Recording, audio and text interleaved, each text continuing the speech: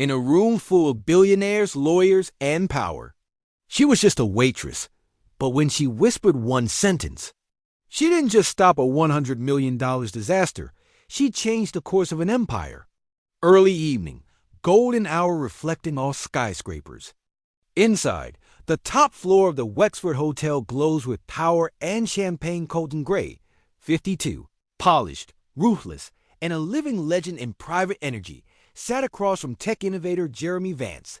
The table shimmered with signed NDAs, prototype, diagrams, and sleek black folders. Journalists weren't allowed inside. But outside, the press already called this merger the green revolution of the decade.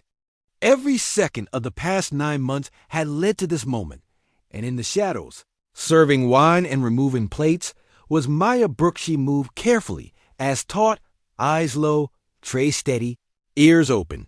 Asterisk, no one noticed how Maya slightly slowed her steps each time Jeremy referenced the third binding agent. No one caught her frown when Colton's chief chemist mentioned vapor stability. No one knew that Maya, before her apron and side job, was a scholarship chemical engineering prodigy. But dreams die when bills pile high and parents fall sick. Maya had been hiding brilliance behind dirty plates and silence for years.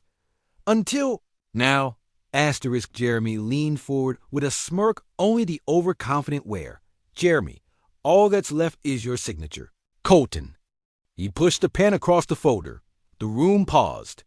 Every breath held. Maya, whispering, "That's the wrong formula." The sentence floated from behind Colton's right shoulder, soft, like wind through a window. Everyone turned, stared. Colton's brow furrowed. "Tion, what did you just say?" "Maya, gently. I said the third compound. It's miscalculated. In high humidity, it destabilizes. The chemical reaction corrodes composite tanks from the inside out."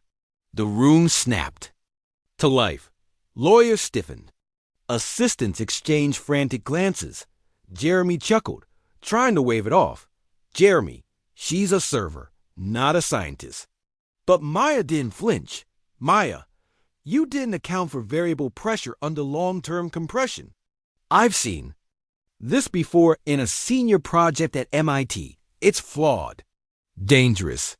Colton slammed the folder shut. "Colton, Colby, clear the room, now." Within minutes, the room emptied. Colton, Maya, and 2 top advisors remained. "Colton, talk." Maya walked to the diagram screen and began drawing with precision, clarity, and confidence. She didn't just expose the error, she predicted the failure point within a 1.7% tolerance rate. She even suggested a fix, and when Colton called his emergency R&D director, it matched exactly. Asterisk, 3 days later, Jeremy Vance was publicly removed from the deal. News leaked that he'd knowingly altered the chemical formula to save production costs, risking massive lawsuits down the line. He planned to sell early then. Vanished before failure hit. Whistleblower made saves energy empire. One tabloid read, but Maya declined interviews because what came next meant more. Asterisk, a week later, Maya stood in her tiny apartment kitchen when the doorbell rang. A man in a tailored suit handed her an envelope.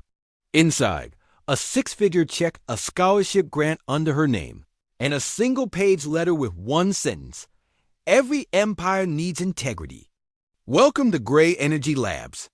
Colton Gray, her eyes welled. She didn't just fix a formula. She proved that no degree, no resume, no label can define genius. Asterisk. She was told to be silent, invisible, forgettable. But when it mattered most, her voice saved everything. Because truth, when spoken by the right person, doesn't care about uniforms. It rewrites futures.